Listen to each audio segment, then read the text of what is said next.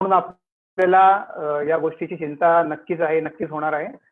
आणि नक्की कशावर विश्वास ठेवायचा, नक्की कोणत्या उपाययोजना करायच्या, ह्याबद्दल सर्व पालकांमध्ये फार संभ्रम आहे. त्यामुळे एखाद्या तज्ञ मार्गदर्शन किंवा बालरोग तज्ञांकडनं आपण या गोष्टींचं मार्गदर्शन करून आपलं संभ्रम दूर करावा, या हेतूने आज आपण सगळे इथे जमलेलो आहोत. डॉक्टर निलेश गुजर आणि निलिमा देशपांडे हे आजचा वेबिनार अरेंज करतात, म्हणजे मुलाखत स्वरूपामध्ये आपला वेबिनार राहणार आहे. निलिमा मॅडम, तुमच्याकडे, तुम्ही सुरू करू शकता. नमस्कार मित्रमंडळी. सगळ्यात आधी तुमचं खूप कौतुक की गेलं वर्ष दीड वर्ष आपण सगळे घरामध्ये बसलेलो आहोत आणि मोठ्या धैर्याने या कोविडच्या पॅन्डेमिकला एक मोठा लढा देतोय असं म्हणता येईल. मला कल्पना आहे जेव्हा हा विषय आपल्याशी निगडीत असतो तेव्हा आपण तितके त्रस्त होत नाही. जेव्हा तो आपल्या मुलांच्यावर विषय येतो तेव्हा नक्कीच आपल्या काळजाचा प्रश्न आहे तिथे. आणि म्हणूनच आज आपल्या इथे डॉक्टर निलेश गुजर हे बालरोग तज्ज्ञ आहेत आणि मानसोपचार तज्ज्ञही आहेत आणि गेली 15 वर्ष ते या क्षेत्रामध्ये कार्यरत आहेत. याशिवाय पुढारी, सकाळ अशा वेगवेगळ्या दैनिकांमधून ते या विषयांवर मार्गदर्शक लेखनही करत असतात. आणि पोस्ट कोविड सिंड्रोम या विषयावरही त्यांचं मोठं काम आहे. कारण कसं आहे, कोविडच्या बाबतीमध्ये कोविड होऊन जातो तेव्हा इतका इश्यू होत नाही, पण नंतर येणाऱ्या त्रासांसंदर्भात आपण काळजी घ्यायला शिकलं पाहिजे. या संदर्भातही ते आपल्याला वेळोवेळी मार्गदर्शन करत राहतात. FM रेडिओ, मराठी वाहिन्या अशा ठिकाणी त्यांनी काम केलेलं आहे. सगळ्यात महत्वाची गोष्ट अशी की मुलांची ही जी तिसरी लाट जी मुलांच्यावर अफेक्ट करणार आहे असं म्हटलं जातं आणि त्याविषयी मनामध्ये जी एक धास्ती बसलेली आहे तर ती आपल्या मनातून बाजूला व्हावी आणि आपण ज्या ताकदीने आता मागच्या दोन्ही लाटांना तोंड दिलं तसंच आपण तिसऱ्यातूनही पार करून पुढे जाऊया, यासाठी माझे मित्र योगेश आपले भाजपचे कार्यकर्ते आहेत, त्यांनी हा कार्यक्रम अरेंज केलेला आहे. तर मला वाटतं डॉक्टरांनी या कार्यक्रमाची सुरुवात करावी आणि सगळ्या पालकांना मार्गदर्शन करावं. धन्यवाद. नमस्कार बालमंडळी. आपण एक वर्षभर धैर्याने या कोविडसाठी घरात राहण्याचं जे केलेलं आहे, लहान मुलं असून पण तुम्ही घरात राहताय, हे खरंच कौतुकास्पद आहे. तर कोविड म्हणजे काय आणि तो लहान मुलांना कसा एफेक्ट करतो ह्याच्यासाठी म्हणून मी एक माझं स्लाइड प्रेझेंटेशन देणार आहे, जे तुम्हाला मी एक्सप्लेन करून सांगतोय. तर नक्की कोविड हा होतोय एक कोरोना व्हायरस नावाच्या विषाणूमुळे. हा जो आहे कोविड हा वुहानमध्ये, चायनामध्ये त्याची सुरुवात झाली असे म्हटले जाते. तर आता कोविड म्हणजे काय, ते एक प्रकारचा तो विषाणू आहे जो सध्या म्हटला जातो की तो हवेतनं पसरतोय.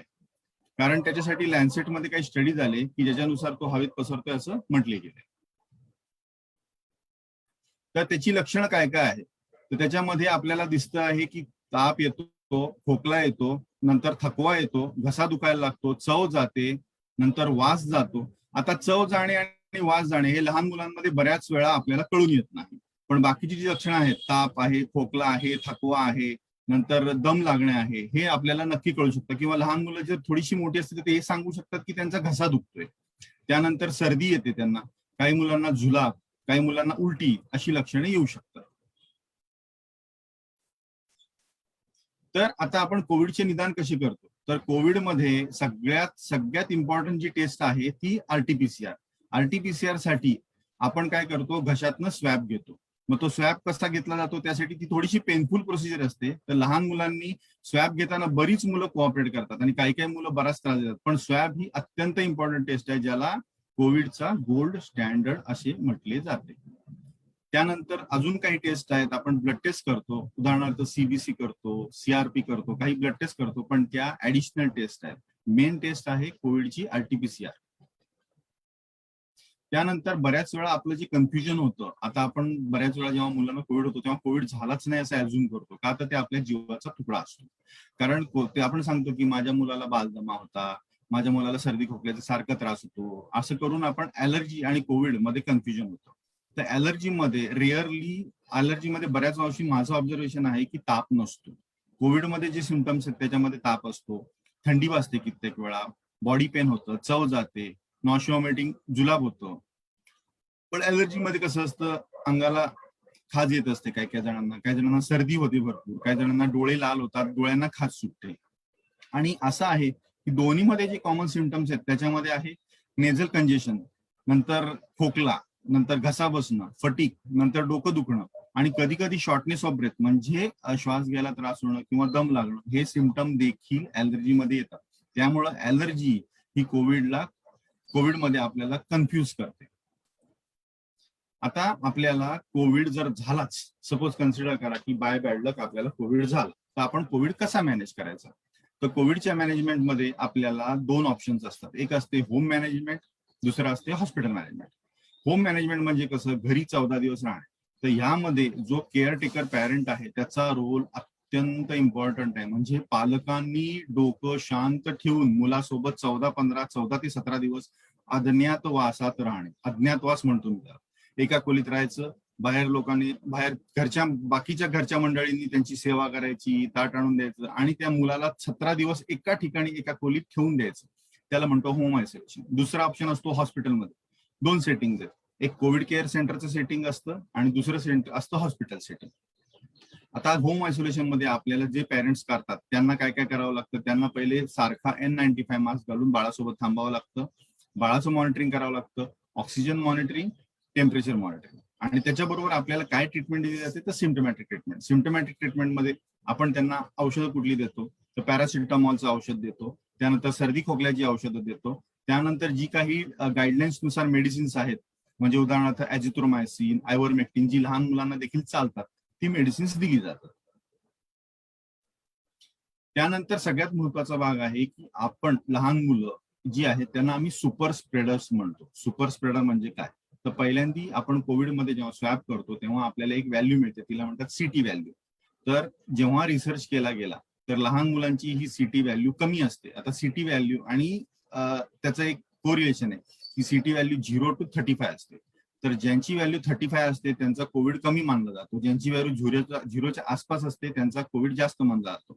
असं पाहायला मिळालंय की लहान मुलांची सीटी व्हॅल्यू 11, 12, 13, 14, 15 बघायला मिळते. म्हणजे काय की त्यांच्यामध्ये व्हायरल लोड खूप असतो, पण त्यांच्यामध्ये ACE2 रिसेप्टर्स कमी असल्यामुळे त्यांना इन्फेक्शन माइल्ड किंवा मॉडरेट होतं आणि ते सगळ्या बाकीच्यांना इन्फेक्शन स्प्रेड करू शकतात. स्प्रेड कसं काय करू शकतात, तर त्याचं सगळ्यात महत्वाचं कारण असतं की लहान मुलं मास्क घालत नाहीत आणि ते मास्क जास्त काय ठेवत नाही. दुसरी गोष्ट इंटिमेट कॉन्टॅक्ट, म्हणजे लहान मूल काय करतं, घरामध्ये जातं, आईच्या जवळ जातं, आईच्या खांद्यावर बसतं, नंतर डोक्यावर कधी कधी गप्पा मारतात जवळ एकदम जाऊन, त्यानंतर आजोबांपाशी जातं, सगळ्यांपाशी लहान मुलं फिरत असतात. त्यामुळे काय होतं की त्यांनी एकाला इन्फेक्शन झालं की एकाचं दुसऱ्याला, दुसऱ्याचं तिसऱ्याला. त्यानंतर दुसरी लहान मुलं जी असतात ती एकमेकांशी मस्ती करतात, मस्ती करताना देखील व्हायरल एकदम फास्ट स्प्रेड होतो. हे झालं लहान मुलांचं सुपर स्प्रेडर म्हणून आपल्याला लहान मुलाला शिकवायचं की लहान मुलांना जर सपोज कोविड झाला तर त्यांनी काय केलं पाहिजे, सगळ्यात महत्वाचं मास्क घातला पाहिजे. आपण मास्क कधीपासून घालू शकतो, तर 2 वर्षानंतर लहान मुलं इफेक्टिव्हली मास्क घालू शकतात. त्याच्यातली मुलं खूप रेअरली मास्क घालतात. का, तर लहान जी मुलं असतात ती मास्क खातच बसतात. म्हणजे जी 6 महिन्याची, 8 महिन्याची, 1 वर्षाची मुलं आहेत ती प्रत्येक गोष्ट तोंडात घालायची सवय असते, त्यामुळे त्यांना मास्क लावला की ते त्याला मास्कला खात बसतात. बरं, त्याबरोबर त्यांनी काय केलं पाहिजे, जेव्हा जेव्हा त्यांना सर्दी खोकला होईल तेव्हा त्यांनी नाक कव्हर केलं पाहिजे, कारण एकदा सर्दी खोकला केला की आपला व्हायरस स्प्रेड होण्याचे चान्सेस जास्त असतात. त्यानंतर जे काही त्यांनी वापरणार आहेत, सपोज त्यांनी टिश्यू पेपर वापरले किंवा रुमाल वापरला, तर तो इमिजिएटली त्यांनी डिस्पोज ऑफ केला पाहिजे. त्याच्यावर अल्कोहोल बेस स्प्रे मारला तरी चालतो, पण तो हे केला पाहिजे की जर जेव्हा सर्दी खोकला म्हणून जेव्हा त्रास होईल तेव्हा. आता आपण पाहूया की आपल्याला लहान मुलांच्या मधले जे स्टॅटिस्टिक्स आहे की आत्ताच आपल्याला जे दिसतंय की लहान मुलांमध्ये होतो का नाही, तर असं मानलं जातं की बऱ्याच वेळा की लहान मुलांमध्ये खूप कमी कोविड होतो. तर तसं नाहीये पिक्चर. मला तेच तुम्हाला सांगायचं की मला आज तुम्हाला जाग करायचंय की लहान मुलांमध्ये देखील कोविड होतो. आपण जर 100 जण बघितले, आता हे स्टॅटिस्टिक्स आपल्या देशाचं स्टॅटिस्टिक आहे जे आजच्या घडीचंच आहे, त्याच्यामध्ये बघितलं तर आपल्या 100 पैकी 3.3% आहे लहान मुलं. म्हणजे जर 1000 जण धरले तर 33 लहान मुलांना होतो, 83 11 ते 20 वयोगटाला होतो आणि 21 ते 30 वयोगटाला 21%, 31 ते 40 वयोगटाला 21%. म्हणजे नाही म्हटलं तरी पण 1000 मध्ये जवळजवळ 120 ते 126 लहान मुलांना कोविड होत आहे. तर याच्यावरनं आपल्याला काय कळलं की 0 ते 10 वयोगटाला बराच कमी आहे, पण 11 ते 20 वयोगट हा बऱ्यापैकी रिस्क गट म्हणता येईल. आता 11 ते 20 वयोगटामध्ये का होतं, त्याचं सगळ्यात महत्वाचं कारण आहे वेनिंग इम्युनिटी. म्हणजे आपण लहान मुलांना लहानपणी बरीच वॅक्सिन्स म्हणजे लसीकरण करतो. उदाहरणार्थ बीसीजीची लस देतो, ट्रिपलची लस देतो, MMR ची लस देतो. त्याच्याबरोबर आपण त्यांना इन्फ्लुएन्झा, स्वाईन फ्लूची लस देतो. अशा बऱ्याच लसी देतो. त्यामुळे त्यांच्या WBC पांढऱ्या पेशी ट्रिगर्ड राहतात. म्हणजे आपण म्हणतो ना, आर्मीतला सैनिक कसा तयार राहतो युद्धाला, तशा त्या ट्रिगर्ड राहतात एकदम, की बाबा मी आता कुठल्या युद्धाला तयार आहे. त्यामुळे लहान मुलांमध्ये ह्याचं प्रमाण कमी आहे. त्यानंतर त्याची इम्युनिटी जशी जशी कमी होते तसं तसं त्याचं प्रमाण वाढतं. आणि माझ्या ऑब्झर्वेशन नुसार हा जो ट्रिगर पॉइंट आहे हा 10 वर्षाला. 10 वर्षानंतर पटापटा पटापटा त्यांचं प्रमाण वाढायला लागतं. बऱ्याच जणांचं 5 वर्षाचं वॅक्सिन राहिलेलं असतं, जे 5 वर्षाला नाही घेतलं म्हणून मिस होतं. बऱ्याच जणांचं 10 वर्षाचं राहतो. आणि पिडियाट्रिशियनकडे जाण्याचा हळूहळू कल कमी होतो, की ते त्यांच्या फॅमिली डॉक्टरकडे जायला लागतात. त्यामुळे वॅक्सिनेशन बऱ्याच जणांचं राहून जातं. त्यामुळे आपण प्रिव्हेन्शन ऍस्पेक्ट मध्ये बऱ्याच प्रमाणात कमी पडतो. ही सगळ्यात महत्वाची स्लाइड आहे, की तुम्ही बघून घ्या 11 ते 20 वयोगटामध्ये, म्हणजे तुमचा मुलगा जेव्हा 5वी-6वीत जाईल त्यानंतर तो कोविडला प्रोन बनतो. का तर तो बाहेर जातो, स्वतःहून बाहेर जातो. घरातलं सामान आणायचंय, दूध आणायचंय, पेपर आणायचंय, बिस्किट्स आणायचे, स्वतःसाठी चॉकलेट्स आणायचे, भाज्या आणायचे. आपण 5वी-6वीतल्या मुलाला पाठवतो, जा रे बाबा घेऊन ये, जा रे बाबा घेऊन ये. यांनी काय होतं, ते देखील प्रोन होतं. आणि ही मुलं 5वी-6वीतली मुलं बऱ्यापैकी घरात बसायला तयार होत नाहीत. त्यांना क्रिकेट खेळायचं असतं, फुटबॉल खेळायचं असतं, मैदानावर जायचं असतं. तो they want their activity, physical activity. 3री-4थी पर्यंत आपण त्यांना प्रेमाने सांगून रागवून घरी बसवू शकतो, पण ह्या वयातल्या मुलांना रोखणं थोडं अवघड जातं. आता परत एकदा बघा एज वाईज कोविड केसेस आणि डेथ्स इन महाराष्ट्र. तर लहान मुलांच्या ज्या आपण म्हटलं की त्यांच्यामध्ये एज 2 रिसेप्टर्स नसतात आणि काही कॉम्प्लिकेटेड रिसेप्टर नसतात, त्यामुळे त्यांच्यामध्ये जो डेथ रेट आहे तो अत्यंत कमी आहे, पण हॉस्पिटलायझेशन रेट आहे. बघा आता आपण बघूया की हे याच्यामधलं स्टॅटिस्टिक्स आहे US मधलं. त्याच्यामध्ये आपण स्पष्ट दिलेलं आहे की नॉट हॉस्पिटलाइज्ड आणि ICU, म्हणजे 1 वर्षाच्या आतमध्ये आपण वॅक्सिनेशन खूप कमी करतो. 1 वर्षाच्या आतमधली जी मुलं आहेत, आता मागच्या वर्षी तर मला असं आढळलं की बरेच जण वॅक्सिनेशनला आलेच नाहीत. कोविड आला म्हणून लहान मुलांना घराबाहेर काढलंच नाही. त्यामुळे काय झालं, त्यांना इम्युनिटी मिळाली नाही. पण सगळ्यात महत्वाचं आहे की त्यांचे पॅरेंट्स बाहेर गेले आणि त्यांनी बाहेरनं जेव्हा हा व्हायरस त्यांच्याबरोबर जेव्हा आला घरामध्ये, तेव्हा त्या लहान मुलांना झाला. त्यामुळे आपल्याला असं दिसतंय की 1 वर्षाचं लहान मूल घरी आल्या आपण काय करतो की थोड्या वेळाने हातपाय धुतले की बाळाला घेतो. आणि आपल्याला एक गोड गैरसमज सांगितला गेला होता की आंघोळ केली की कोविड होत नाही, घरी आल्यानंतर आंघोळ करा, संपला. पण तसं नाहीये. कोविड हा एअरबॉर्न आहे. कोविड हा एअरबॉर्न आहे. आणि तुम्हाला तीच गोष्ट सगळ्यात महत्त्वाची सांगतो.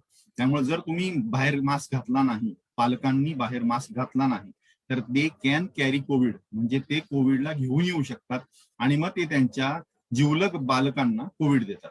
त्यामुळे आपण बघितलं 1 वर्षाच्या आतमध्ये admission rate, hospitalisation rate, ICU rate जास्त आहे. त्याच्यानंतर बघा 1 ते 4 मध्ये जेव्हा त्यांचं वॅक्सिनेशन झालेलं असतं त्यांना थोडीफार इम्युनिटी मिळाली असते. का तर MMR हे जे व्हायरल वॅक्सिन आहे दॅट गिव्स गुड प्रोटेक्शन.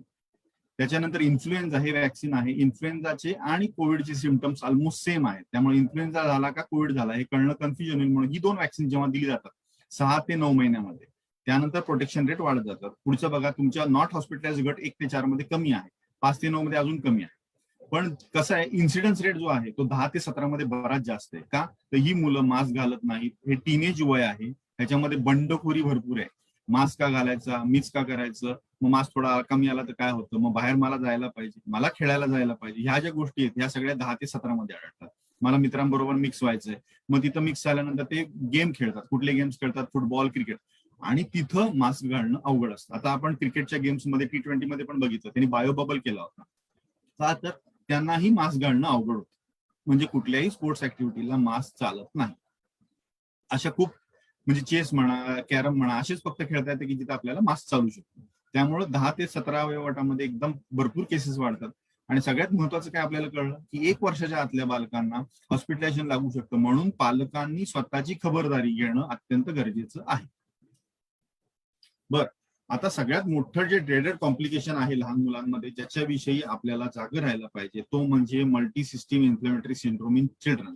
आता हा काय असतो, तर मल्टी सिस्टीम इन्फ्लेमेटरी सिंड्रोम म्हणजे काय की याच्यामध्ये बाळांना बऱ्याच प्रकारच्या, म्हणजे त्यांच्या ऑलमोस्ट लंगची सिस्टीम म्हणा, हार्टची सिस्टीम म्हणा, नंतर ऍबडॉमिनची सिस्टीम म्हणा, ह्या सगळ्या सिस्टीमना आजार पडतो. बाळांना ICU लागू शकतो. हे कशामध्ये होतं, हे कोविड झाल्यानंतर महिन्यांनी, 21 दिवसांनी, महिन्यांनी, दीड महिन्यांनी होणारा आजार आहे.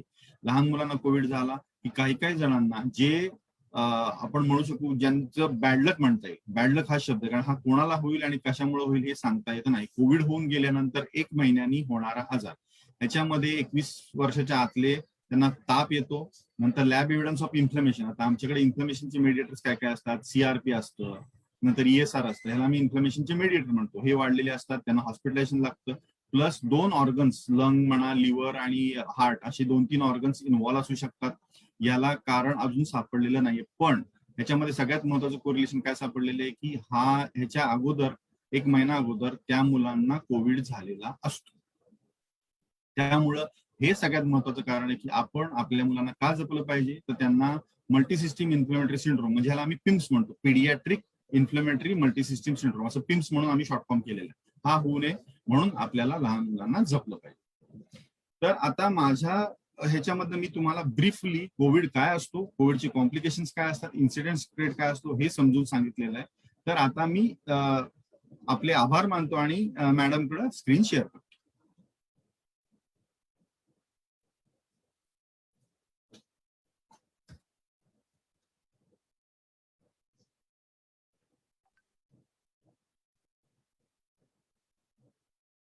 धन्यवाद डॉक्टर.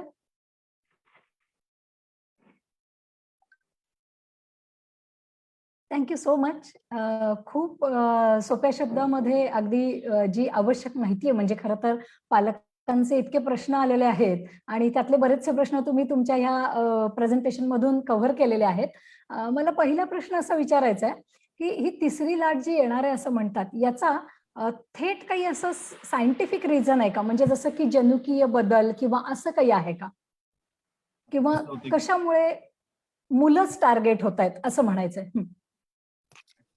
याच्या माग हायपोथेटिकल बॅकग्राऊंड आहे. पहिली गोष्ट म्हणजे कसं की पहिल्या लाटमध्ये जी 2019-20 ला आली, त्याच्यामध्ये आपण बघितलं की वयोवृद्ध म्हणा किंवा आफ्टर 40 जे आहेत ते एफेक्ट झाले. त्याच्यानंतर कोरोना व्हायरसचं व्हेरियंट म्युटेशन झालं आणि त्या म्युटेशन नंतर आपल्याला असं पाहायला मिळालं की 18 वर्षाची, 21 वर्षाची, 40 वर्षाची मुलं देखील मॅक्झिमम इफेक्ट व्हायला लागले. प्लस त्यांच्यामध्ये मृत्यूदर, ICU, हॉस्पिटलायझेशन खूप लागायला लागलं. आणि हे जे म्युटेशन घडलं हे 2 प्रकारचे घडलं. एक डबल म्युटंट म्हणतात, ट्रिपल म्युटंट म्हणतात, काही जण अजून एक युकेचा म्युटंट आहे, ब्राझीलचा म्युटंट आहे, साऊथ आफ्रिकन म्युटंट आहे, असे बरेच व्हेरिएशन घडत गेले. आणि ह्याच्या म्युटेशन्स मध्ये आपल्याला असं पाहण्यात आलं की जे एज आहे, एज बॅरियर जे आहे ते 40-50 पासून अजून खाली आलेलं आहे. मग आता काही सायंटिस्टचं असं म्हणणं आहे की जसा स्वाईन फ्लू किंवा इन्फ्लुएन्झा लहान मुलांमध्ये जास्त प्रमाणात आढळतो, तसं जर नवीन म्युटेशन घडलं तर आणि तरच असं होऊ शकेल की लहान मुलं देखील एफेक्ट होतील. जेव्हा लहान मुलं एफेक्ट होतील तेव्हा आम्हाला काय प्रॉब्लेम येतो हॉस्पिटलायझेशन मध्ये हे आम्ही तुम्हाला सांगतो. सगळ्यात महत्वाचं, लहान मुलं जेव्हा एफेक्ट होतो तेव्हा त्याच्याबरोबर आईला किंवा वडिलांना हॉस्पिटलमध्ये यावं लागतं. त्याच्याबरोबर ते लहान मुलं एफेक्ट पडलं म्हणून, बऱ्याच आजारी पडलं म्हणून त्याची पूर्ण फॅमिली तिथे येते आणि इट्स प्रॉब्लेमॅटिक की त्याच्यामुळे अख्खा स्प्रेड वाढेल कोविडचा. राईट, अगदी बरोबर. Mutation nobody can guarantee. Mutation कसं होईल, काय होईल, इट कॅन हॅपन और it can't happen, we don't know. Yes, कारण काय झालंय, थोडेसे लोकांचे असे काही गैरसमज असतात की हे असं पसरवण्यात येत आहे का, तर ते तसं नाहीये. एक आपण प्रिकॉशनरी आपण हे करतो आहोत असं तुम्ही म्हणताय, बरोबर ना? राईट. माझा आता आणखीन एक महत्वाचा प्रश्न असा आहे, आता हा साधारण धोका तुम्ही 11 ते 20 वयोगटाला म्हणालात. ही मुलं आता यांच्यामध्ये हार्मोनल बॅलन्स होत असतो, त्यांच्यात काही शारीरिक बदल होत असतात, विशेषतः मुलींमध्ये. आणि मग तर या दृष्टीने तुम्ही काही वेगळा एखादा सल्ला द्याल का? जसं की कधी कधी पिरियड्स पुढे जात आहेत किंवा लवकर होत आहेत, यालाही. आणि काय होतंय, आई वडील पटकन अशा मुलांना घेऊन हॉस्पिटलला जात नाहीयेत, शक्यतो फोनवर. ऑब्व्हियसली आपण सगळेच घाबरलेलो आहोत की जायला लागू नये म्हणून. तर या दृष्टीने तुम्ही काय सल्ला द्याल? ऍक्च्युली कसं असतं की बऱ्याच गोष्टी ह्या नॅचरल असतात. आता हार्मोन्स जे आहेत, आता जेव्हा पहिल्यांदा मेन्सेस येतात त्यावेळी हार्मोन्सचा इम्बॅलन्स असतो. आपली ओव्हरी, हायपोथॅलॅमस म्हणून जे काही स्ट्रक्चर असतात जे हार्मोन्सना मॅनेज करत असतात, तर त्या स्ट्रक्चरमध्ये अजून मॅच्युरिटी आलेली नसते. त्यामुळे कधी पहिल्या महिन्यामध्ये 2-3 वेळा मेन्सेस येतात, कधी 6-6 महिने मेन्सेस येत नाही.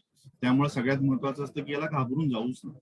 हा दुसरी गोष्ट, एक्झॅक्टली. सकस आहार घ्यावा. म्हणजे आपला जो आहार आहे, आता काय होतं की मुलांमध्ये मुलींमध्ये हार्मोनल चेंजेस व्हायला लागल्यानंतर त्यांना थोडीशी वेगळी जाणीव होते. त्यामुळे त्यांचं सकस आहार घेण्याकडे धोरण कमी होतं, खाण्याकडे.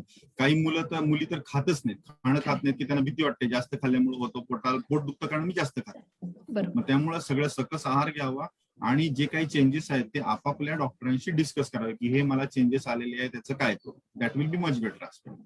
Okay, okay. आपण आता मास्क कुणी लावावा, मुलांनी कसं म्हणजे मुलांनी कसं कोऑपरेट करावं आणि मुलांशी कसं कोऑपरेट करावं हे दोन्ही आपण सांगितलेलं आहे. आणखीन एक असं की गरम पाणी आणि मास्कच्या वाफ. बाबतीत मला एक सांगायचंय मास्कच्या हो, बाबतीत प्लीज, मला एक प्लीज. सांगायचंय. हां, मी काय सांगतो की आता आम्ही ट्रिपल लेअर मास्क सांगतो.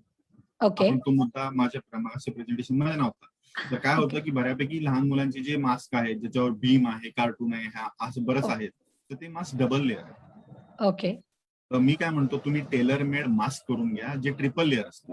ओके.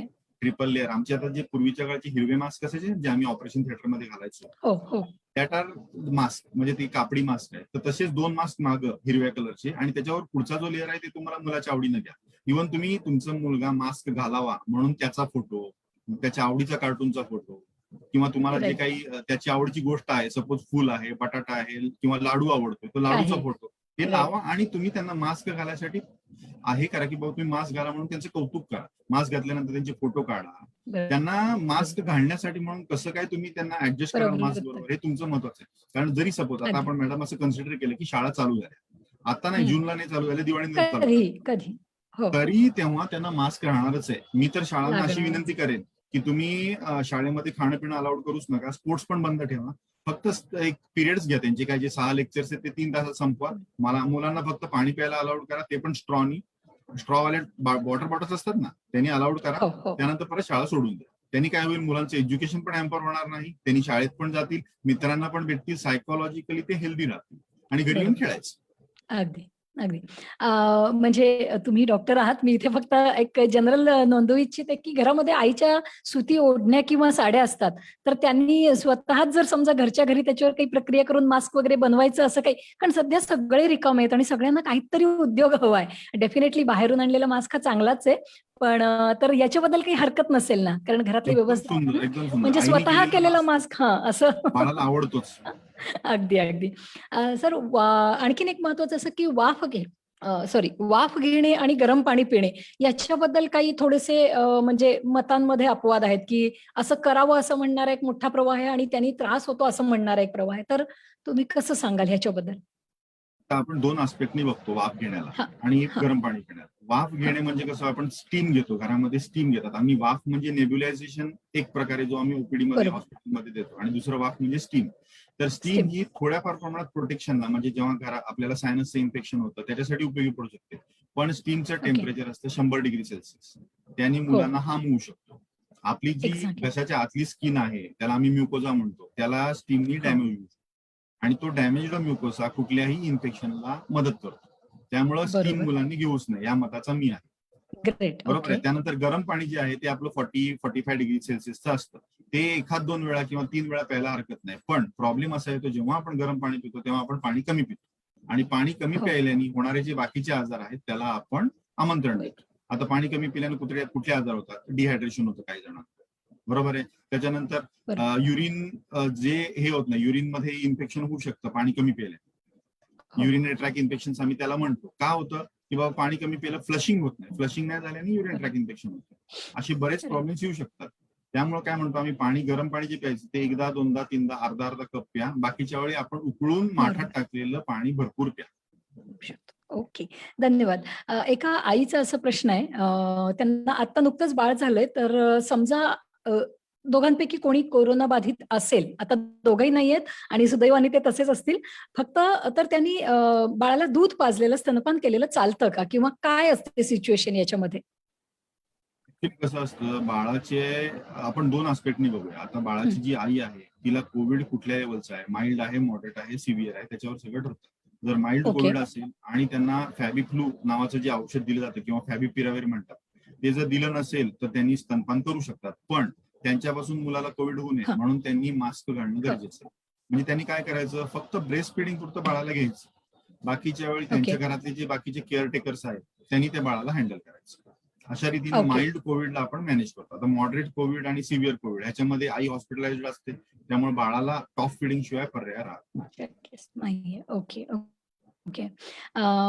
खूप छान. आता फक्त मला एकच शेवटचा आणि महत्वाचा प्रश्न आहे, की सगळ्या पालकांना तुम्ही काय मंत्र द्याल? कारण मुलं तर तशीही पालकांच्या आज्ञेत राहतात, पण पालकांना कोणीतरी आज्ञा देणं आवश्यक आहे. कारण सगळेच थोडेसे डिस्टर्ब आहेत या परिस्थितीमध्ये. सगळ्यांना घरात राहायला लागतंय, काळजी घ्यायला लागते. तर या केसमध्ये तुम्ही पालकांना काय विशेष करून सांगाल? असा माझा प्रश्न. माझं तर मत आहे की पालकांनीच पिडियाट्रिक कोविड तुम्हाला नको असेल, लहान मुलांना कोविड नको असेल, तर पालकांनीच सगळ्यात महत्वाचा रोल करायचा. आता काय करायचा रोल ते तुम्हाला सांगतो. तर आता घरात कोविड आणणार कोण ते सांगा तुम्ही मला. तर घरात कोविड आणणार कोण? तर जो पालक घराबाहेर पडतोय तो घरात कोविड आणण्याचे चान्सेस जास्त आहेत. सपोज आपण असं कन्सिडर केलं 95% घरामध्ये मुलं बंडखोर नाहीयेत, म्हणजे नाही. 6वी 7वीतली मुलं बाहेर खेळायला जात नाहीत, मग सगळी घरी खेळतात. मग याचा अर्थ काय की पालकच घरात व्हायरस आणणार. आणि एअरबॉर्न व्हायरस जरी असला तरी तो घरात येण्याचे चान्सेस कमी आहेत जर तुम्ही प्रॉपर प्रिकॉशन घेत असाल तर. मग पालकांनी घरात व्हायरस येऊ नये म्हणून पालकांनी काय करायचंय? पालकांनी बाहेर नीट मास्क घालायचंय. पालकांनी अननेसेसरी गप्पा मारत थांबायचं नाही. नंतर चहा, आता मी बऱ्याच वेळा बघतो बाहेर येतात की चहाची जी दुकानं आहेत ते कोविड व्हायच्या अगोदर, ही दुसरी लाट यायच्या अगोदर तिथं प्रचंड गर्दी असायची. तिथं सगळी 20, 25, 30 वर्षाची पालक मंडळीच असायची. त्यानंतर अननेसेसरी व्हिजिट टू फ्रेंड्स, म्हणजे मित्रांना भेटायला जाणं, आजारी झालं म्हणून जाणं, हे आपल्या महाराष्ट्रामध्ये कल्चर आहे की कोणी आजारी झालं की त्याला भेटायला जायचं, हाय हॅलो करायला जायचं. हॉस्पिटलमध्ये आता माझं पिडियाट्रिक हॉस्पिटल आहे, तर बाळ आजारी पडलं की त्याला भेटायला दररोज 4-4 नवीन लोक येतात. याच्याने काय होतं? एकाच आजार पण दुसऱ्याला, दुसऱ्याचं तिसऱ्याला. त्यामुळं हे जे ह्या कस्टम्स जे आहेत आपल्या चुकीच्या कस्टम्स, या पालकांनी ब्रेक करायच्या. अननेसेसरी कुठली गोष्ट करायची नाही. आता पालकांनी कुठलेही समारंभ, आता आपण म्हटलं लग्नात, तुम्ही बऱ्याच न्यूज बघितल्या असतील की लग्नाला परमिशन 50ची आहे आणि 1000 जण आले. हे कोण ठरवतं? हे पालक मंडळीच, ही घरातली मोठी मंडळी तीच ठरवतात ना की आपल्याला लग्नाला जायचंय. मग आपण गव्हर्नमेंटचे जे नॉर्म्स आहेत की बाबा ह्या फंक्शनला एवढीच गर्दी जमवायची, तिथं आजारी माणसं नको. आता बऱ्याच वेळा असं होतं की लग्न आहे, मला आमंत्रण आहे, आजारी असेल तरी मी जायलाच पाहिजे. असं आपल्याकडे एक महाराष्ट्रामध्ये एक मोठा ग्रह आहे की बाबा आमच्या घर, मला लग्नाचं आमंत्रण आलंय, माझ्या घरचं जवळचं लग्न आहे, मी जायलाच पाहिजे. असं नाही बाबा, तुम्ही जेवढे लोक सांगितलेत ना तेवढे लिमिटेड लोक जा ना. तर आणणारा जो आहे बाहेर ना व्हायरस आणणारा तो पालक आहे. पालकांनी जर स्वतःची केअर घेतली, स्वतः नीट मास्क वापरला, सॅनिटायझेशन केलं आणि स्वतःची हायजीन नीट ठेवली, तर मला नाही वाटत की घरामध्ये लहान मुलांपर्यंत व्हायरस पोहोचेल. व्हायरस पोहोचलाच नाही तर ते इन्फेक्ट होण्याचे चान्सेस कमी आहेत. त्यानंतर सगळ्यात महत्वाचं म्हणजे पिडियाट्रिक वॅक्सिनेशन. तर मी असं सांगतो की MMRचं वॅक्सिन प्लस इन्फ्लुएन्झाचं वॅक्सिन ह्याचे जर ऍडिशनल डोसेस घेतले, तर तुम्हाला इम्युनिटी मिळणार. आणि ऑस्ट्रेलियामध्ये त्यांनी 18व्या ते 21व्या वर्षी सगळ्यांना ऍडिशनल डोस देऊन टाकला MMRचा. त्यामुळे तिथे ऍडल्ट ना पण कोविड झाला नाही. मागच्या वर्षी त्यांनी जानेवारीमध्ये, जेव्हा 2019 मध्ये आपल्याला असं दिलं की नोव्हेंबरमध्ये याच्यामध्ये वुहानमध्ये कोविड नावाचं एपिडेमिक आलंय, त्यावेळी भूतान कंट्रीनं MMRचा अख्ख्या देशाला म्हणतो मी, नॉट ओनली किड्स, म्हाताऱ्यांना, यंगना, सगळ्यांना MMR वॅक्सिन दिली. त्या देशामध्ये कोविडचा एक पेशंट कमी आहे. त्यानंतर शेजारच्या मंगोलिया कंट्रीनी पण सेम केलं, ऑस्ट्रेलियाने पण केलं, न्यूझीलंडमध्ये पण MMRचा ड्राईव्ह झाला. सगळ्या देशांमध्ये MMRचे ड्राईव्ह झाले. आपल्या देशामध्ये झाला नाही. कारण काय की आपल्या देशामध्ये ऍडल्ट वॅक्सिनेशन नावाचा प्रोग्राम नाहीच आहे, अस्तित्वातच नाही. की मोठ्या माणसांनी कधी लसीकरण करायचं असतं आणि त्यांच्या लसीकरणाच्या डॉक्टरांकडे जायचं असतं, हा कन्सेप्टच नाही. आता CDC गव्हर्नमेंटचे जे आहेत त्यानुसार MMRचे 2 डोस रेकमेंड आहेत, तेही कुणी घेतले नाहीत. म्हणजे तुमच्या लहानपणी MMRचा डोस नव्हता म्हणून तुम्ही घेतला नाही. बरं ठीक आहे, आता स्पेसिफिक वॅक्सिन कोविडचं वॅक्सिन आलेलं आहे, तर पालकांनी स्पेसिफिक वॅक्सिन कोविडचं घ्यावं. त्यामुळे पालक आजारी पडण्याची संभावना कमी होते. मग ते कोविड वॅक्सिन घेण्यासाठी जिथं उपलब्ध असेल, जिथं आपल्याला मिळेल त्या ठिकाणी जाऊन ते वॅक्सिन घ्यावं. प्लस लहान मुलांना जी 10 वर्षाच्या पुढे गेली त्यांना एक MMRचा डोस, एक इन्फ्लुएन्झा डोस कंपल्सरी द्यावा. आणि बाकी लहान असतील ज्यांचे राहिलेत वॅक्सिनेशन ते कम्प्लीट करावे. त्याबरोबर त्यांना मास्क घालणं, सॅनिटायझेशन आणि हायजीन या गोष्टी शिकवाव्या. थोडक्यामध्ये डॉक्टरांनी आपल्याला पालकांना हा सल्ला दिलेला आहे की तुम्ही जे मुलांना सांगता आहात ते तुम्ही स्वतः आधी पाळा, म्हणजे कोविड घरात येणारच नाही. डॉक्टर इथे विचारतायत की त्यांचं बाळ 1 वर्षाचं आहे, एका मॅडमचं, आणि तर त्यांनी काय काळजी घ्यायला हवी? मला वाटतं मॅडम हा आपला याच्यामध्ये तुम्ही पहिल्यापासून जर बघितलं तर लक्षात येईल तुमच्या की साधारणपणे काय करायला पाहिजे. पण त्यांचा प्रश्न असा आहे की त्यांनी वॅक्सिन घेतलं तर चालणार आहे का बाळ लहान असताना? कारण माझ्या मते बाळाला दूध चालू असणार आहे. ऍक्च्युली प्रॉब्लेम कसा आहे की आतापर्यंत ज्या काही कंट्रीज आहेत ते सांगतात वॅक्सिन घ्या, काही कंट्रीज सांगतात वॅक्सिन घेऊ नका. इट्स व्हेरी व्हेरी बरोबर. Difficult scene. त्यामुळे राईट. वॅक्सिन घेतलं तरी त्रास होऊ शकतो. सपोज काही जणांना वॅक्सिन घेतल्यानंतर 2-3 दिवस प्रचंड त्रास होतो.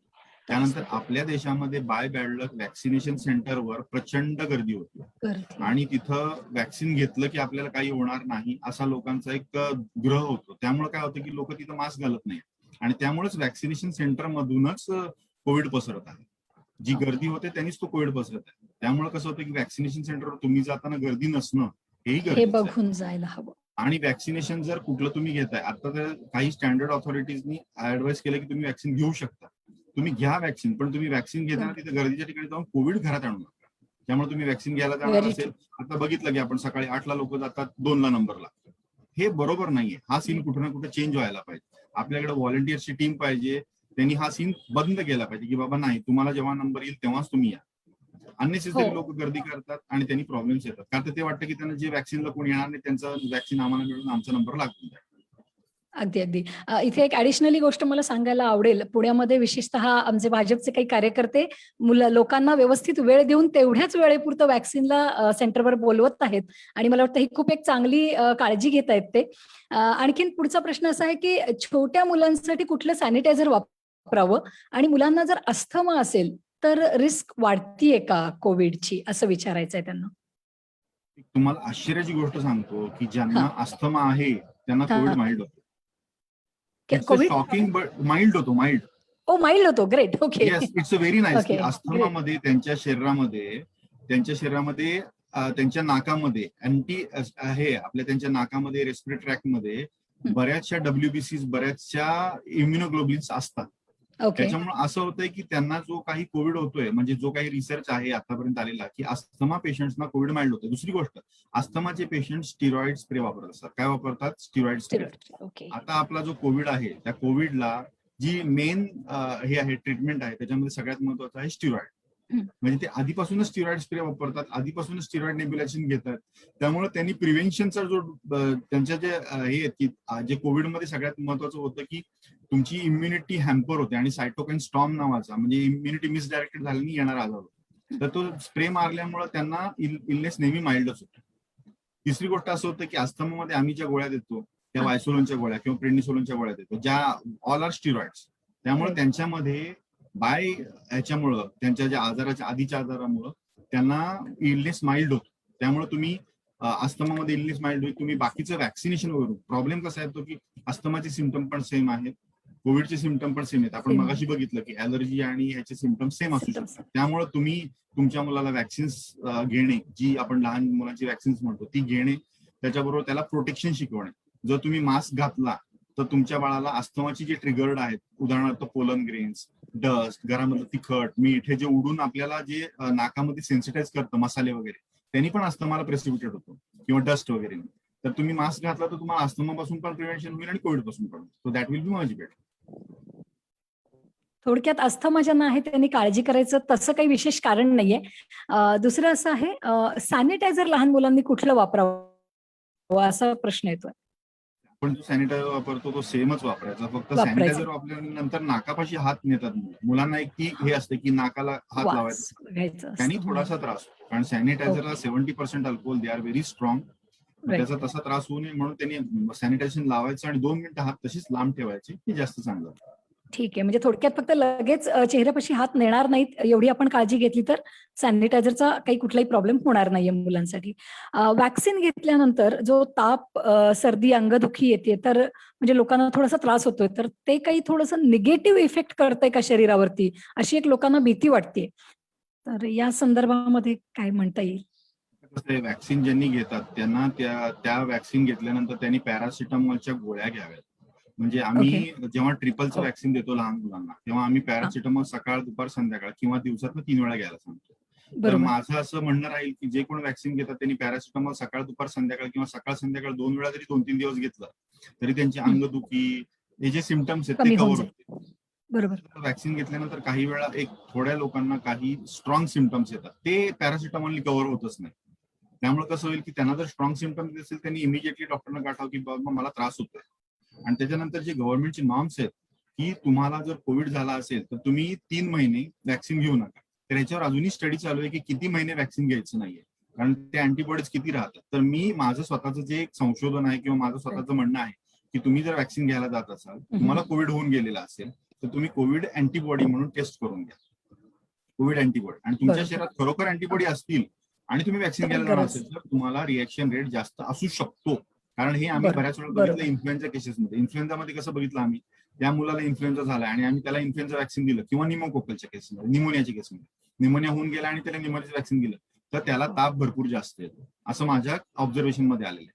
त्यामुळे जर तुम्हाला आजार होऊन गेला असेल आणि तुम्ही त्याचं सेम व्हॅक्सिन घेणार असाल तर त्याच्या अगोदर अँटीबॉडी टेस्टिंग करा. तुमच्या शरीरातले अँटीबॉडी संपलेल्या असतील तर तुम्ही व्हॅक्सिन घ्या, असं माझं वैयक्तिक सल्ला राहील. हा जो वैयक्तिक सल्ला आहे हा माझ्या ऑब्झर्वेशन नंतर आहे, हे कुठल्याही ICMR किंवा संस्थेने सांगितलेलं नाही. Okay, thank you. आणखीन एक म्हणजे पालक विचारतायत की MMR आणि इन्फ्लुएन्झा लगेच एकाच दिवशी घेता येते का मुलांना? ऑफकोर्स आम्ही एका दिवशी 3-4 व्हॅक्सिन्स पण देतो, जसं बाळ घेईल तसं. पण MMR आणि इन्फ्लुएन्झा, MMR इज स्ट्रॉंग इम्युनिजेनिक, म्हणजे MMR नि इम्युनिटी एवढी हे होते की त्याच्यामध्ये आपण दुसरं व्हॅक्सिन 28 दिवस देऊच शकत नाही, एवढं स्ट्रॉंग इम्युनिजेनिक. MMR नि ताप रेअरली येतो, म्हणजे ऑलमोस्ट मी तर बघितलंच नाही की MMR नि ताप ओके. येतो. म्हणजे MMR तसा शरीराला त्रास देत नाही. पण MMR नंतर तुम्ही 10 दिवसांनी, 5 दिवसांनी, 15 दिवसांनी जर दुसरं व्हॅक्सिन घेतलं तर त्या व्हॅक्सिनची इम्युनिटी येते की नाही याच्याविषयी शंका उपस्थित होतात. त्यामुळे एकाच दिवशी MMR आणि इन्फ्लुएन्झा द्यावं, ह्यांनी खूप फायदा होईल, कारण दोन्हीची इम्युनिटी क्लब्ड होईल, त्यांनी फायदा होईल. WBC एकाच वेळी व्हॅक्सिन दिलं तर आपली जी इम्युनिटी सिस्टीम आहे ती दोन्हीला रेकग्नाइज करते. पण एका व्हॅक्सिन नंतर जर तुम्ही 28 दिवसाच्या दुसरं व्हॅक्सिन घेतलं तर ती दुसऱ्या व्हॅक्सिनला कितपत रेकग्नाइज करते ह्याच्याविषयी सांगणं अवघड आहे.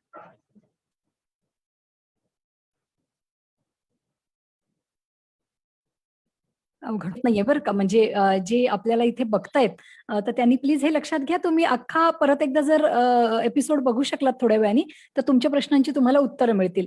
आणखीन एक प्रश्न असा राहिलाय की मुलांनी काय खाल्लं पाहिजे? त्याच्यामध्ये आणखीन एकांचा प्रश्न असा आहे की कच्ची फळं आणि कच्च्या भाज्या ज्या दिल्या जातात त्या फक्त धुवून देणं बास आहे का? किंवा कच्च्याचं प्रमाण किती प्रमाणामध्ये खायला द्यावं मुलांना? आता प्रॉब्लेम कसा आहे की ही सगळी कच्ची फळं, कच्च्या भाज्या खरंच चांगल्या असतात शरीराला, त्याच्यामध्ये विटॅमिन्स मिळतात, मिनरल्स मिळतात. आपण जेव्हा त्यांना बॉईल करतो तेव्हा काही विटॅमिन्स लॉस होतात असं आपल्याला सापडलेलं आहे. ते खरंच चांगलं असतं, पण आपण बेस्ट क्वालिटी घ्यावं, त्याच्यावर सॅनिटायझेशन वगैरे प्रक्रिया करत बसू नये. कारण हा व्हायरस आता जे समोर आलेला आहे की हा व्हायरस ह्याच्यावरनं ट्रान्समिट होत नाही. मला असं पर्सनली वाटतं की हे गिम्मिक होतं की त्या व्हायरस भाज्यांवर येतो, ह्याच्यावर येतो, ते एवढं म्हणजे तसं आढळून आलेलं नाही. आता आपण कुठलेही व्हायरसेस बघितले, कुठलेही बॅक्टेरिया बघितले, ते हवेमध्ये राहणार, ते कुठल्या तरी स्ट्रक्चरचा आधार घेणारच, पण त्याच्यावरनं ट्रान्समिट होतो. ह्या सगळ्यात त्याच्यापेक्षा सगळ्यात महत्वाचं आहे की हा व्हायरस श्वासातून ट्रान्समिट होतो. त्यामुळे तुम्ही बाळांना सगळं द्या, पण देताना ते बेस्ट क्वालिटी द्या. आवडतं म्हणून मुलं तसंच खातील, त्यातनं आजारी पडू शकतात. कच्च्याचा प्रॉब्लेम काय असतो की त्याच्यावरचे जसं आपल्याला व्हिटॅमिन मिळणार, रॉ मटेरियल मिळणार, तसंच त्याच्यावर बसलेला बॅक्टेरिया, व्हायरस देखील आपल्याला मिळणार, कारण आपण त्याला बॉईल करत नाही. द्यायला हरकत नाही. पहिल्यांदा पालकांनी खावं. जर तुम्हाला मुलांच्या नॉलेज विषयी शंका असतील तर पालकांनी ते पहिले खावं आणि पालकांनी कच्चं द्यावं. फळं खायला काही हरकत नाही, एकदम चांगलं असतं. त्यानंतर पालकांनी मुलांना सकस आहार द्यावा. आता सकस आहार म्हणजे काय? तर आपल्याकडे जो आहार दिला जातो, म्हणजे माझं ऑब्झर्वेशन आहे की आपल्याकडचा आहार हा कार्बोहायड्रेट डाएट आहे. कार्बोहायड्रेट डाएट म्हणजे काय? की त्याच्यामध्ये कार्बोहायड्रेटचं प्रमाण जास्त आहे, त्यामुळे आपली इम्युनिटी कमी पडते. आपल्या इम्युनिटीला काय लागतं? Protein diet. मग आपल्या मुलांच्या आहारामध्ये अंडी पाहिजे. आता बऱ्याच जणांकडे अंडी खात नाही, ठीक आहे, अंडी नाही खाल्ली नो प्रॉब्लेम, तुम्ही कडधान्य खा. पण आपल्याकडे कडधान्य दररोज होत नाही, मग ती कडधान्य दररोज होणं गरजेचं आहे. त्याच्याबरोबर मुलांनी वरण खाल्लं पाहिजे. आता बघितलं जातं की मुलं जेव्हा वरण भात खातात तेव्हा नुसता सुका भात खातात. मग अशा वेळी आई वडिलांनी त्यांना फसवणं गरजेचं आहे. मग फसवायचं तर काय करायचं? व्हेज पुलाव करायचा. व्हेज पुलाव मध्ये तुम्ही मटार टाकू शकता, बरोबर आहे, अजून तुम्ही 2-3 कडधान्य ऍड करू शकता. त्यानंतर तुम्ही पावभाजी जी करता त्या पावभाजीमध्ये, त्या भाजीमध्ये सगळी कडधान्य टाकायचा प्रयत्न करा.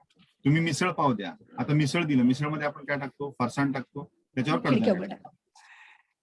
त्यामुळे आपण जेवढा कडधान्याचा समावेश आपल्या डाएटमध्ये करू तेवढं जास्त चांगलं आहे. त्यानंतर तिसरा जो प्रोटीनचा सोर्स आहे पनीर. पनीर हा एक उत्तम प्रोटीनचा सोर्स आहे. पण आपल्याकडे प्रॉब्लेम असा आहे की पनीर आपल्याकडे रेअरली खाल्लं जातं, आठवड्यातनं एकदा वगैरे. त्यानंतर आपले जे बेस्ट फूड्स आहेत, नारळी भात आणि पुरणपोळी, हे फुल प्रोटीन सोर्स आहे, पण त्याच्याकडे आपलं लक्ष कमीच आहे. आपण ते वर्षातनं एकदाच खातो. आपल्या जे कल्चरमध्ये हे काही प्रॉब्लेम्स आहेत हे सॉल्व्ह व्हायलाच पाहिजे. आपण पुरणपोळी आठवड्यातनं 2दा-3दा खाल्ली पाहिजे, नारळी भात पण खाल्ला पाहिजे, त्यांनी आपल्याला प्रोटीन्स मिळतात. नक्कीच. आणि मुलांना हा आहार नक्कीच आवडेल. पुरणपोळी तूप खायचंय म्हटल्यानंतर त्याला कोणीच औषध मानणार नाहीये. सध्या आई सगळ्यांच्या घरीच आहेत, तर त्यामुळे ते नक्कीच हे करू शकतात. मला वाटतं आपले प्रश्न संपलेले आहेत. योगेशजी, तुमचा काही प्रश्न असेल किंवा तुम्ही जर काही माझ्याकडून एखादा प्रश्न मिस झाला असेल तर जरा बघणार प्लीज. डॉक्टर साहेब नमस्कार. तुम्ही सांगितलं की काही आपल्याला लस देता येतात मुलांना, तर तुमच्या क्लिनिकवरती या लस देता येतील का दिवाळीच्या, आणि साधारण खर्च किती येतो आणि लस दिल्यावरती काही साईड इफेक्ट होऊ शकतात? सर तुमचा आवाज आला नाही मॅडम, मला सांगा का यांचा प्रश्न. मलाही आवाज ऐकू आलेला नाही. मला वाटतं 3 वर्षाच्या मुलांचा तो प्रश्न आहे का? नाही येतो आवाज? हा बोला ना. आवाज थोडा लो येतोय. आता येतोय? हा येतोय ना, बोला ना. सर तुम्ही मगाशी काही लसींबद्दल सांगितलं की आपण एक्स्ट्रा लस घेऊ शकतो, मुलांना देऊ शकतो लस, तर त्या लस तुमच्या क्लिनिकवर देता येतील का? साधारण खर्च किती होतो आणि त्याचे काही साईड इफेक्ट्स आहेत का? MMR आणि इन्फ्लुएन्झा लसीविषयी बोलतो ना सर आपण. हो हो हो. या लसींचे इन जनरल काही साईड इफेक्ट नाही. आला तर थोडा ताप येऊ शकतो, मग त्याच्यासाठी पॅरासिटामॉलचं औषध सफिशियंट आहे आणि हे सगळ्या डॉक्टरांकडे उपलब्ध आहेत. MMR ची लस म्हणा किंवा इन्फ्लुएन्झाची लस म्हणा, ही पुण्यामधल्या ऑलमोस्ट सगळ्या पिडियाट्रिशियन्सकडे उपलब्ध आहे. या लसी तुम्ही घेऊ शकता. बाळाला ताप आहे की नाही बघा, चेक करा. बाळाला ताप नसेल तर ही लस घेऊन टाका. त्यानंतर 2-3 दिवस ऑब्झर्व करा, काय सिम्पटम्स येतात, काही सिम्पटम्स येत नाहीत. बघा बहुतांशी वेळा काहीच सिम्पटम्स येत नाही. त्यानंतर त्याची इम्युनिटी लगेच येत नाही. इम्युनिटी कुठल्याही लसीची यायला 3 ते 4 आठवडे वेळ लागतो. त्याच्यानंतर तुम्हाला बऱ्यापैकी इम्युनिटी येते. सर त्याचा साधारण खर्च सांगू शकाल काय तुम्ही पालकांना एक आयडिया येण्यासाठी? खर्च एक्सपेन्सेस काय येऊ शकतात? आता MMRचं जे वॅक्सिन आहे ते ब्रँडनुसार आहे 1400 ते 2000 पर्यंत येतं. आणि सॉरी, ह्याचं इन्फ्लुएन्झाचं वॅक्सिन 1400 ते 2000चं येतं. MMRचं वॅक्सिन ब्रँडनुसार 600 ते 900 पर्यंत येतं. त्यापैकी तुम्ही एक डोस तरी एक्स्ट्रा ऍडिशनल घ्यावा. 10 वर्षाच्या पुढच्या मुलांनी तरी कंपल्सरी घ्यावा. आणि ज्यांचे आधीचे वॅक्सिन्स राहिलेले आहेत त्यांनी आपापले वॅक्सिनेशन कम्प्लीट करून टाका. धन्यवाद. थँक्यू. झालेले आहेत जवळजवळ सगळे. राईट. बरेच कव्हर केले आहेत. मी तेच म्हणणार होते, तर सगळ्याच डॉक्टरांनी एक सगळ्यांचे प्रश्न पण घेतलेले आहेत आणि काही प्रश्न जे घेतले नाहीत असं वाटतंय त्या पालकांनी कृपया मागचं सेशन जाऊन बघा. तुमच्या सगळ्या शंका नक्की दूर होतील. योगेशजी. सर खूप धन्यवाद तुमचे. सगळ्या पालकांना सांगतो, डॉक्टरांनी फार ठामपणे आपली मतं मांडली आहेत. तळ्यात मळ्यात किंवा फार सेफ राहण्याच्या दृष्टीने की आपण काय बोलतोय ते कुठेतरी अडकायला नको अशा दृष्टीने न मांडता जर सरांनी अगदी ठामपणे काही गोष्टी सांगितल्या आहेत. ज्यांचा व्हिडिओ मिस झाला असेल त्यांनी फेसबुकवरती हा पुन्हा व्हिडिओ बघा. मी आमच्या महाराष्ट्र प्रदेश भाजपाचे सेवा प्रकोष्ठ अध्यक्ष, भाजपाचे प्रदेश सदस्य शेखर भैया मुंदडा यांना विनंती करतो, सर तुम्ही भैया 2 मिनिटं बोलू शकाल? तुम्ही सुरुवातीपासून आहात.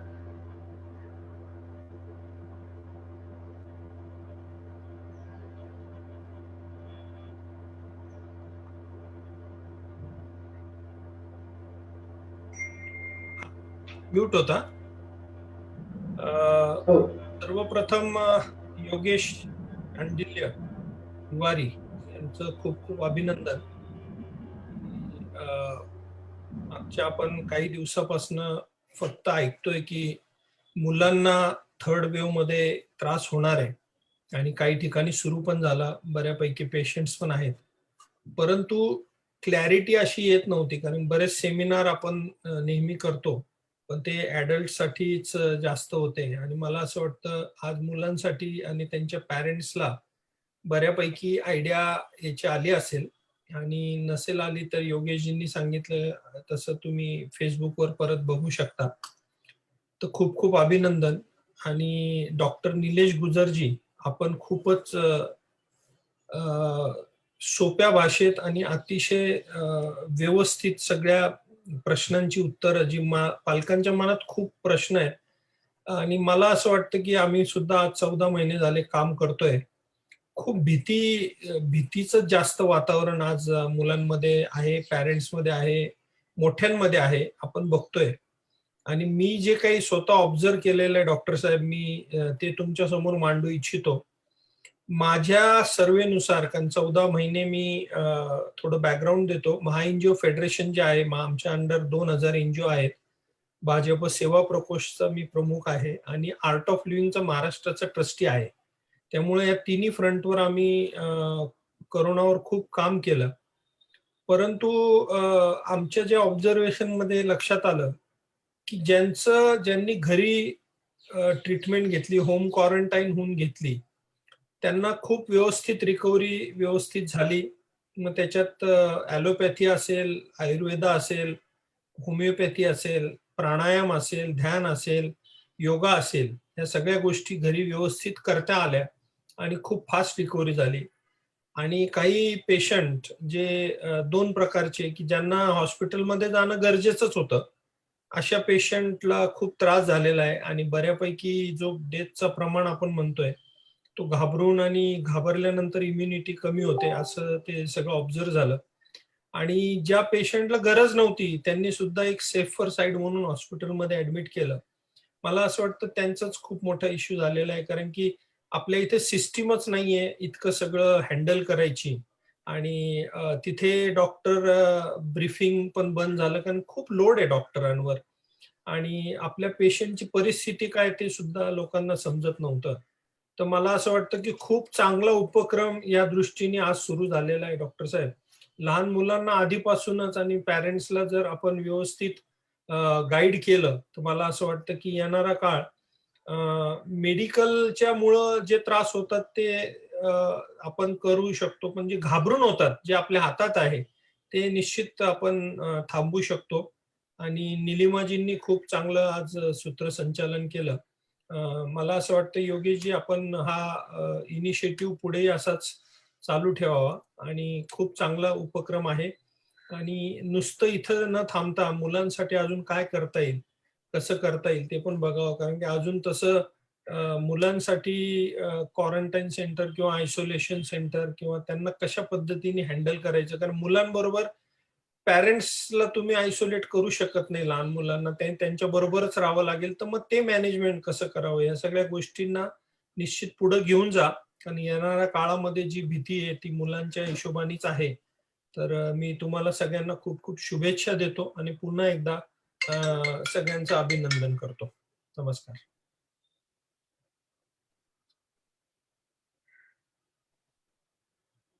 अजिंक्य.